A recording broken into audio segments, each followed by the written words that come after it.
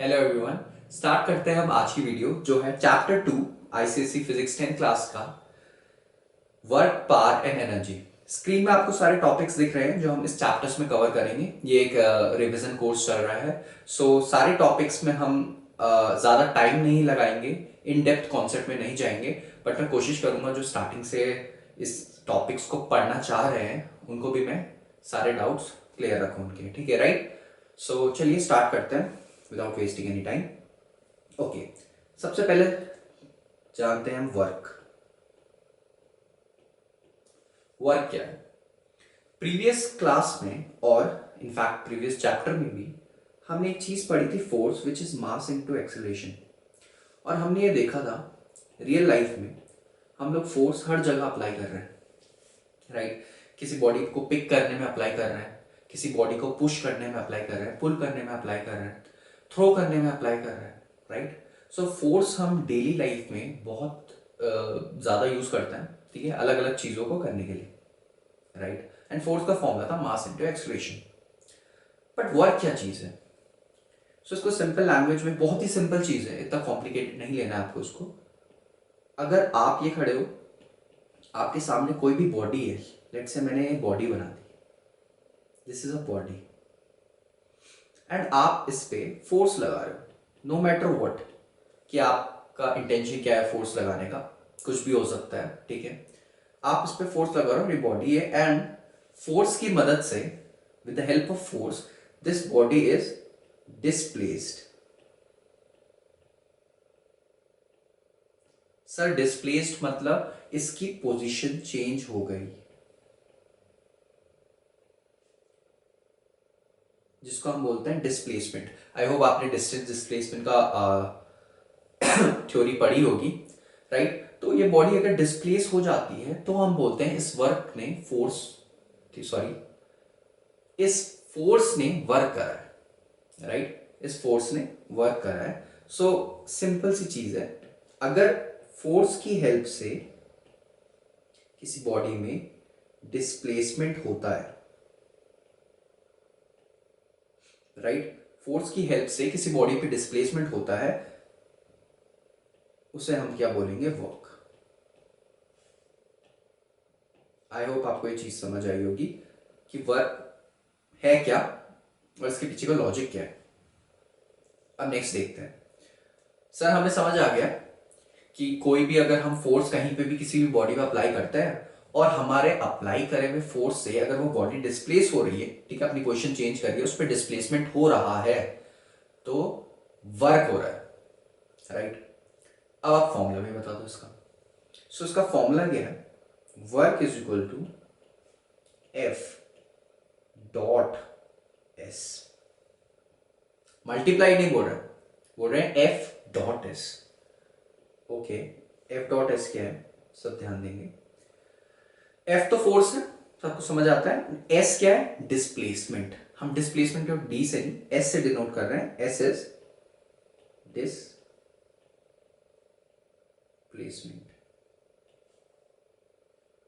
I hope आपको ये चीज समझ आई होगी कि फोर्स डॉट डिस्प्लेसमेंट। सर ये डॉट क्या है, इसको कैसे ओपन करेंगे, क्या डॉट मतलब मल्टीप्लाई है क्या? आप एक चीज ध्यान रखेंगे इसमें, जो मैंने लिखा है एफ डॉट एस, इसको अगर मैं ओपन करता हूं, it is F multiplied by S into cos theta. F multiplied by S cos theta. Now what is this? F force है, एस डिस्प्लेसमेंट है। Now theta is angle between, ये between का symbol है, angle between force and displacement.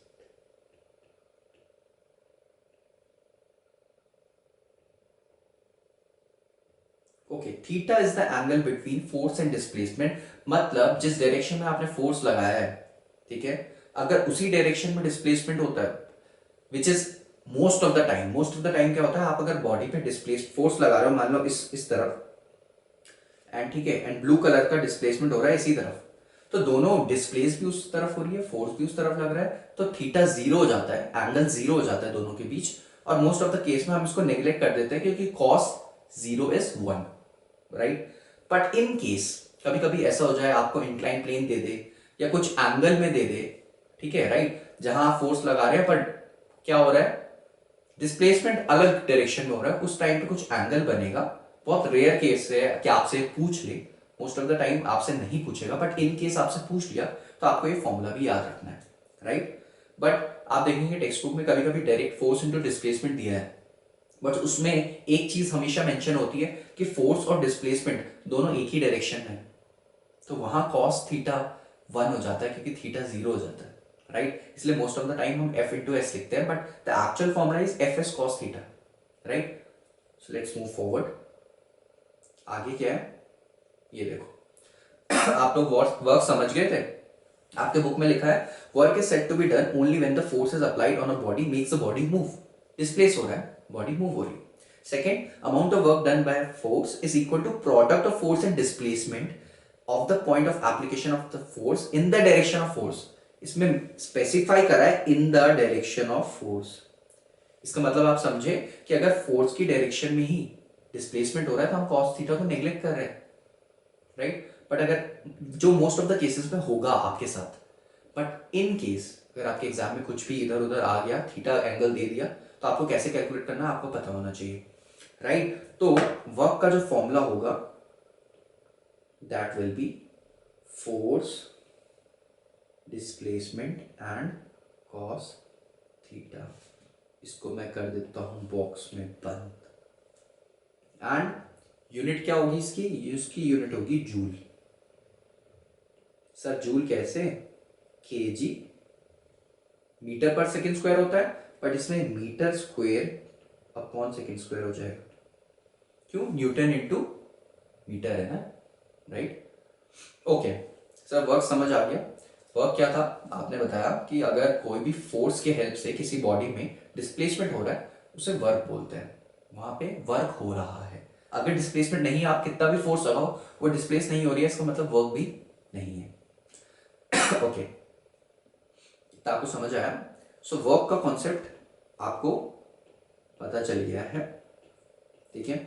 And work आपको done है कि work कब होता है एंड आप पता लगा सकते हो, राइट। अगर आप फोर्स ही नहीं लगाओगे वर्क नहीं होगा, डिस्प्लेसमेंट ही नहीं होगा तो भी वर्क नहीं होगा। And theta will also play important role. मान लो अगर फोर्स यहां है, ठीक है, आप लगा रहे हो इस डायरेक्शन में और डिस्प्लेसमेंट ऊपर की डायरेक्शन में हो रहा है, इस केस में थीटा 90 डिग्री है और कॉस 90 क्या होता है 0। इस केस में भी वर्क नहीं हो रहा, राइट। समझ आया आपको। Let's move forward. आप देखते हैं पार। पार लिखा है rate of doing work is called power. Now एक डिफरेंशिएटर क्या होता है, मान लीजिए दो लोग हैं, ब्लैक और एक रेड। ब्लैक को बोला है कि इस ब्लैक बॉक्स पे फोर्स लगा के इसको 1 मीटर तक आपको डिस्प्लेस करना है। एंड रेड को बोला है इस रेड बॉक्स पे फोर्स लगा के 1 मीटर तक आपको डिस्प्लेस करना है। आपको अब इतनी बात क्लियर है कि ये रेड और ब्लैक जो दोनों आदमी हैं ये फोर्स लगा के डिस्प्लेसमेंट कर रहे हैं, इसका मतलब दोनों क्या कर रहे हैं, वर्क कर रहे हैं। बट क्या टाइम एक इंपॉर्टेंट फैक्टर है इनके बीच? वर्क के टाइम हमने टाइम की बात नहीं करी। तो मान लीजिए अगर जो ब्लैक है हमारा वो सिर्फ 1 सेकेंड में ये काम कर रहा है, बट जो रेड है वो ये काम 5 सेकेंड में कर रहा है, तो हम क्या बोलते हैं, ब्लैक वाले पे ज्यादा पावर है, ब्लैक वाले पे ज्यादा पावर है। इसका मतलब power depends on time, that is why power is rate of doing of work. किसका rate of doing of work कितना है, राइट। सो पावर का फॉर्मूला आ गया, क्या आ गया पावर का formula, work upon time. Power का फॉर्मूला आ गया वर्क अपॉन टाइम, ठीक है। एंड पावर की यूनिट क्या हो गई, मैं इसको ब्लैक मैन को थोड़ा सा नीचे शिफ्ट कर देता हूं एंड पावर की यूनिट हम लिख देते हैं विच इज जूल? नहीं, पावर की यूनिट होती है वॉट। हाँ, पावर की यूनिट है वॉट। आप इसको इलेक्ट्रिसिटी में भी पढ़ेंगे। सो सर ये भी क्लियर हो गया कि वर्क तो समझ आता है कि अगर डिस्प्लेसमेंट हो रहा है देन वर्क हो रहा है। अगर हमारे करे हुए फोर्स से डिस्प्लेसमेंट हो रहा है देन वर्क हो रहा है, एंड वर्क करने के रेट को पावर बोलते हैं, राइट? सो अब ये जो आदमी था, इसने इस बॉक्स पे फोर्स लगाना है और इसको डिस्प्लेस करना है। एस डिस्टेंस डिस्प्लेस हो गया, मान लो डिस्प्लेसमेंट एस है, तो आप बोलेंगे इसने, इस आदमी ने भाई वर्क करा, राइट? बट वर्क करने के लिए इसको क्या चाहिए? एनर्जी। बोलते हैं ना हमें, वर्क करने के लिए एनर्जी चाहिए। अगर इस पे एनर्जी ही जीरो है, ये कैसे वर्क कर पाएगा? इसीलिए फिजिक्स में जब भी हम वर्क करते हैं, ठीक है, या कोई बॉडी वर्क करती है, तो जरूर उसके पास एनर्जी रही होगी। उसके पास क्या रही होगी? एनर्जी। ध्यान दीजिएगा, फिर से मैं क्या बोल रहा हूं, ये बहुत ही बेसिक सी चीज है जो आपको ऑलरेडी पता है। कोई बॉडी कैसे वर्क कर पाएगी जब तक उस पर एनर्जी ना हो? क्या पता उस पर थर्मल एनर्जी हो, पोटेंशियल एनर्जी हो, काइनेटिक एनर्जी हो, लाइट एनर्जी हो, सोलर एनर्जी हो, एनीथिंग, इलेक्ट्रिकल एनर्जी हो। बिना एनर्जी के कोई भी चीज वर्क कैसे करेगी? Which is an obvious statement, वही फिजिक्स भी बोल रहा है। तो आइए देखते हैं नीचे। Energy of a body is its capacity to do work. अगर एक बॉडी है, मान लीजिए ब्लू बॉक्स है, इसकी एनर्जी है 10 जूल, एनर्जी है इसकी। ध्यान दीजिएगा, इसकी एनर्जी है 10 जूल, राइट? तो ये कितना वर्क कर पाएगी? 10 joule work, right? 10 joule work कर पाएगी। तो वर्क करने के लिए हर एक बॉडी के पास एनर्जी होती है, so which is known as its capacity to do work, right? Its capacity to do work. इसीलिए जब भी हम किसी बॉडी का एनर्जी निकालते हैं, हम ये निकाल लेते हैं कि वो कितना वर्क कर पा रही है, that will be its energy, right? Okay, so इसकी यूनिट भी क्या होगी? Same as that of work, which is joule. इसकी यूनिट भी जूल होगी, right? Okay, let's move forward. ठीक है सर, हमें एनर्जी पता चल गई है। हमें एनर्जी पता चल गई है, जो हमने देखा कि एनर्जी हर एक बॉडी को होती है, एंड वो जितना वर्क करेगी वो उसकी एनर्जी है, मतलब उसकी capacity of doing its work, ठीक है? As the name suggest, energy, work, ये सारे टर्म्स आप डेली लाइफ में भी यूज करते हैं। बट उस बॉडी पे ये एनर्जी आएगी कैसे? लाइक मैं हूं, आप हैं, हम पे एनर्जी कहां से आ रही है? वी आर ईटिंग फूड, वहां पे जो भी आपका बायो कार्बोहाइड्रेट वगैरह हम एनर्जी ले रहे हैं, कंज्यूम कर रहे हैं, हम पे तो आ रही है। बट एक बॉडी है, वो तो खाना नहीं खा रही ना, राइट? उसके पास एनर्जी कहां से आ रही है? हाउ? तो दो चीजें हो सकती है। उस बॉडी को आप एनर्जी दे रहे हो, कैसे? खाना खिला के नहीं, कैसे? आइए देखते हैं। सबसे फर्स्ट, पोटेंशियल एनर्जी। यहां पे जो पोटेंशियल एनर्जी डिस्कस कर रहे हैं हम, that is gravitational potential energy. Gravitational potential energy, ये जो पोटेंशियल एनर्जी है ग्रेविटेशनल है। तो आप इस पे ध्यान दीजिएगा, थोड़ा सा मैं आपको एक्सप्लेन करूंगा। मान लीजिए नीचे जो रेड कलर से लाइन बनाई है, ये अर्थ का सरफेस है, या मान लीजिए अर्थ है, ठीक है? मान लीजिए आप ये अर्थ है, एंड कोई बॉडी है जो यहाँ पे रेस्ट पोजीशन में है, बिल्कुल अर्थ पे है, राइट? इसके पास अभी कोई भी एनर्जी नहीं है। मान लीजिए आप क्या कर रहे हो, इस बॉडी को, ब्लू कलर की बॉडी को आप ऊपर लेके गए यहां तक, एंड आप इसे h हाइट तक लेके जाए। तो h हाइट तक ले जाने के लिए आपको वर्क करना पड़ेगा, आपकी स्ट्रेंथ यूज होगी ना?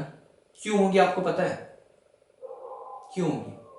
इसलिए होगी क्योंकि अर्थ इसे नीचे खींच रहा है एंड आप इसे ऊपर ले जा रहे हैं, इसलिए यहां पे आपकी एनर्जी लगेगी, आपको वर्क करना पड़ेगा। मान लीजिए अगर अर्थ यहां पे होता ही नहीं एंड इस बॉडी को भी नीचे खींचने वाला था ही नहीं, तो आपको क्यों करना पड़ता वर्क? नहीं करना पड़ता। तो आप अर्थ की, ध्यान से सुनना इस चीज को, आप अर्थ के फोर्स के अगेंस्ट, अर्थ के फील्ड के अगेंस्ट काम करके उस बॉडी को ऊपर ले जा रहे हो। ठीक है, आपने वर्क करके, ढंग से सुनना, अभी आप सारी चीजें रिलेट कर पाएंगे। वर्क करके आप इस ब्लू बॉडी को एच हाइट ऊपर ले गए।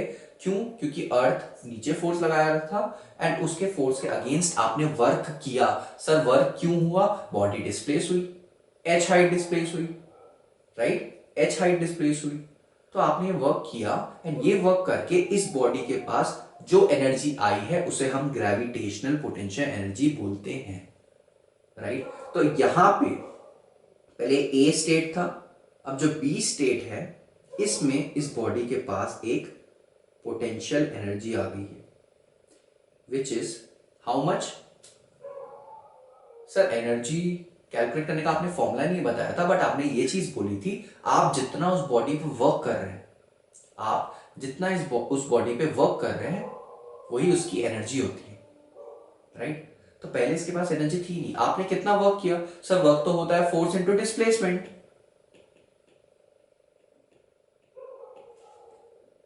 वर्क तो होता है फोर्स इनटू डिस्प्लेसमेंट। सर आपने फोर्स कौन सा था? mg फोर्स के अगेंस्ट काम किया, तो उतना ही फोर्स आप ऊपर ले जा रहे हैं। डिस्प्लेसमेंट कितना किया? h, तो पोटेंशियल एनर्जी आ गई mgh, राइट, पोटेंशियल एनर्जी आ गई mgh। सो अब आपको उस पर ध्यान क्या रखना है? नंबर 1 पॉइंट, हर एक बॉडी अगर वो अर्थ पे है या ऐसे किसी प्लैनेट में है जिसके पास ग्रेविटेशनल एनर्जी है, ग्रेविटेशनल पोटेंशियल से वो ग्रेविटेशनल फोर्स है, राइट, ग्रेविटेशनल फोर्स है, अगर उसमें ग्रेविटी है उस प्लैनेट पे तो वो क्या करेगा? उसको पुल करेगा। एंड अगर आप किसी भी बॉडी को एच हाइट पे लेके जाते हैं उस प्लैनेट पे या अर्थ पे, अर्थ के टर्म्स में बात करते हैं हम, तो उसके पास एक पोटेंशियल एनर्जी होगी। तो any body which is at any height, तो हाइट के वजह से उसके पास कौन सी एनर्जी है? Gravitational potential energy. So height के वजह से एक बॉडी के पास जो एनर्जी आती है ग्रेविटेशनल पोटेंशियल एनर्जी है। एंड मैंने आपको ये समझा दिया है उस पर वो एनर्जी आई क्यों है, कैसे आई है, रीजन क्या है, राइट। आपको ये समझना बहुत जरूरी है। Potential energy equal to mgh भी बता सकता था मैं आपको, राइट, बट मैंने आपको कोशिश करी है बताने की ये एनर्जी आई कहां से, होती क्या है, राइट, वर्क एनर्जी पे कैसे कन्वर्ट हुआ है, राइट। आई होप आप ये समझ गए होंगे। मैं मूव करूंगा आगे। मैं बहुत जल्दी जल्दी ये टॉपिक समझाने की आपको कोशिश कर रहा हूँ कि टाइम बहुत कम है, मैं इन डेप्थ भी इस पे बातें कर सकता था, राइट, बट मैं चाहता हूँ आप जल्दी जल्दी कॉन्सेप्ट के साथ इनको सीखते जाएं। सो काइनेटिक एनर्जी पे बात करते हैं, क्योंकि आपकी फिजिक्स के पेपर में कैसे भी क्वेश्चन आ सकता है, राइट। ये नहीं है कि आपको बुक का छपा हुआ क्वेश्चन मिल जाएगा, हो सकता है आपको उसमें थोड़ा सा अपना नॉलेज अप्लाई करना पड़ेगा, अपने कॉन्सेप्ट अप्लाई करना पड़ेगा, इसलिए मैं आपको इन डेप्थ चीजें भी समझाने की कोशिश कर रहा हूँ। Okay, kinetic energy. सर ये तो हमें समझ आ गया कि एक बॉडी अगर, ठीक है, उसको आप एच हाइट पे ले जा रहे हो उसकी ग्रेविटी, उस प्लेनेट की ग्रेविटी के अगेंस्ट काम करके, तो उसके पास क्या है? उसके पास पोटेंशियल एनर्जी आ गई है। सो वैसे ही काइनेटिक एनर्जी का फॉर्मूला होता है half mv square. This is the formula for kinetic energy which is half mv square. ये क्यों है? आप अगर किसी बॉडी को वेलोसिटी दे रहे हैं, आप अगर किसी बॉडी को वेलोसिटी दे रहे हैं, उसके पास एक एनर्जी आएगी जिसको हम काइनेटिक एनर्जी बोल रहे हैं। सो काइनेटिक एनर्जी एक ऐसी एनर्जी है जो उस बॉडी की वेलोसिटी की वजह से उसके पास आती है, राइट। आप अगर कोई बॉडी है आपके पास, ठीक है, आपके हाथ में कोई बॉडी है, मान लीजिए स्टोन है, इसके पास अभी काइनेटिक एनर्जी नहीं है, मान के चलते हैं, तो आप इसको जैसे थ्रो करोगे इसके बाद वेलोसिटी आएगी, तो इवेंचुअली इसके पास काइनेटिक एनर्जी आ जाएगी, ठीक है, तो आप काइनेटिक एनर्जी प्लीज ये फॉर्मूला जरूर याद रखिएगा, राइट। नीचे बढ़ते हैं। नेक्स्ट एक टॉपिक है इंपॉर्टेंट और एक आपके पास, work energy theorem. Work energy theorem क्या बोलता है? वही बोलता है जो आप अभी तक सीखता है। क्या बोलता है कि अगर कोई भी बॉडी है, मान लीजिए ये, इसकी काइनेटिक एनर्जी मान लीजिए अभी थी 10 जूल, जूल ही होगी ना एनर्जी की यूनिट, इनिशियल कंडीशन है इसकी, एंड आपने क्या किया, इस पे कुछ काम किया, ठीक है, पर मैं नहीं बता रहा आपको कितना काम किया। एंड कुछ टाइम बाद आप देखते हैं जो इसकी फाइनल काइनेटिक एनर्जी हो जाती है ना, वो हो जाती है 60 जूल, ठीक है। बीच में कुछ वर्क हुआ है इसमें, ठीक है। स्टार्टिंग में क्या वर्क हुआ 10 जूल का, बाद में लास्ट में कितना हो गया वर्क करने के बाद, फाइनल पोजीशन इसकी 60 जूल काइनेटिक एनर्जी आ गई। तो आई होप सब अब इस पे बता पा रहे होंगे कि इसके बीच में जो इस पे वर्क हुआ है वो 50 जूल का वर्क हुआ है। क्योंकि हमने क्या डिस्कस करा था, क्या डिस्कस किया था हमने, कि जो एनर्जी होती है वो आती कहाँ से है, वर्क से ही आती है ना, वर्क करने से ही आती है, राइट। तो आइडियल केस ले रहे हैं हम बिल्कुल ये। सो आपने 50 जूल का वर्क करा और इनिशियल से फाइनल स्टेज में उस पर 50 जूल एनर्जी ऐड हो गई in the form of kinetic energy. इसी को बोलते हैं वर्क एनर्जी थ्योरम। क्या कि भैया फाइनल काइनेटिक एनर्जी और इनिशियल काइनेटिक एनर्जी को अगर हम माइनस करते हैं ना तो वर्क डन होता है। एंड फाइनल और इनिशियल काइनेटिक एनर्जी क्या होता है, सब ध्यान देंगे। फाइनल होता है half m v square minus initial होता है half m u square is equal to work. ये आ गया आपका फॉर्मूला। देखो याद करने की जरूरत नहीं है किसी को, ये फॉर्मूला कोई भी याद नहीं करेगा, ठीक है। You don't have to remember this formula, आप ये फॉर्मूला समझ चुके हैं। ऑलराइट, सो लास्ट टॉपिक हम देखते हैं इसका, कंजर्वेशन ऑफ एनर्जी। मैं आपको फिर से एक बार रिमाइंड करवा रहा हूँ, ये हम इन डेप्थ डिटेल चैप्टर नहीं पढ़ रहे हैं, शॉर्ट में चैप्टर पढ़ रहे हैं, इंपॉर्टेंट टॉपिक्स में डिस्कस कर रहा हूँ। आपको किसी भी टॉपिक की अलग से कोई वीडियो होगी चाहिए होगी तो प्लीज़ मुझे कमेंट डाउन करना, मैं उसकी अलग से वीडियो बनाऊंगा। सो मैं बताता हूँ आपको कंजर्वेशन ऑफ एनर्जी क्या होता है, ठीक है, ताकि आपको चैप्टर की समझ हो। ये वीडियो सिर्फ इसलिए बनाई जा रही है आपको लाइन टू लाइन पढ़ाने के लिए नहीं, सिर्फ आपको इस चैप्टर की समझ हो, एंड आप जब एग्जाम से क्वेश्चन देखो तो आपको समझ आ रहा है हाँ कॉन्सेप्ट था क्या, ठीक है। ओके, नेक्स्ट चलते हैं। कंजर्वेशन ऑफ एनर्जी सिर्फ और सिर्फ ये बोलती है कि एनर्जी ना कोई क्रिएट कर सकता है ना कोई डिस्ट्रॉय कर सकता है। अब आप बोलेंगे सर आपने तो बोला था अगर आप किसी बॉडी पे वर्क करो तो आप उसको एनर्जी दे दोगे, आप उसको दोगे, ठीक है, पैदा नहीं कर दोगे उसमें एनर्जी, क्रिएट नहीं कर सकते। दे सकते, देना मतलब अपनी एनर्जी आप उसे दे रहे हो, अपने आप आपने जो वर्क किया उसमें अपनी एनर्जी आप उसे दे रहे हो। तो यहाँ पे चेंज ऑफ फॉर्म हो सकती है एनर्जी, मतलब सर मैकेनिकल टू काइनेटिकल, ठीक है, सॉरी काइनेटिक टू पोटेंशियल हो सकती है चेंज, इलेक्ट्रिक टू हीट हो सकती है change, right, mechanical to sound हो सकती है, सोलर टू इलेक्ट्रिकल हो सकती है, बट डिस्ट्रॉय या क्रिएट नहीं हो सकती।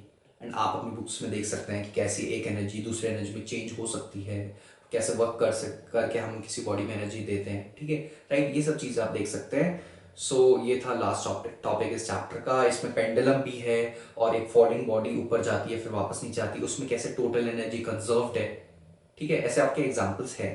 अगर उनको एक्सप्लेन करूंगा, उन्हें एक्सप्लेन करने बैठूंगा सो बहुत ही टाइम लगेगा, राइट, एंड वीडियो लंबी हो जाएगी। सो अगर आपको उन टॉपिक्स के अलग से वीडियो चाहिए तो मैं आपको दे दूंगा, आप मुझे बता सकते हैं कमेंट करके। बाकी ये था हमारा chapter work, power and energy, and मैंने आपको बताया था कि इसके जो क्वेश्चंस होंगे इसके एंड इसके आगे वाला जो थर्ड चैप्टर है पूरी यूनिट बन जाएगी हमारी, उसके मैं क्वेश्चंस डिस्कस करूंगा। तब तक आपकी सिर्फ एक काम है, आपका सिर्फ एक काम है, क्या जो मैंने अभी तक पढ़ाया है उनको आप रिवाइज करिए, एंड रिवाइज करने के साथ साथ मैं शॉर्ट वीडियोस इसीलिए बना रहा हूँ कि आप अगर आप टेक्स्ट बुक पढ़ने बैठे तो आपको ईजिली समझ आए हर कुछ, कुछ ऐड भी चीज़ें होगी उसमें से, बहुत सारी नई चीज़ें मिलेगी, बट आप रिलेट कर पाओगे, समझ पाओगे, आपको सिर्फ पढ़ना है, राइट। सो ये टॉपिक्स हमने कवर कर लिए हैं, एंड जो टेक्स्ट बुक पढ़ सकता है वेल एंड गुड, जो नहीं पढ़ सकता वो इन्हीं चीज़ों को रिवाइज करके सीधा क्वेश्चंस में जंप करेंगे मेरे साथ, एंड क्वेश्चंस करते करते हम अपनी प्रैक्टिस और अच्छी कर देंगे।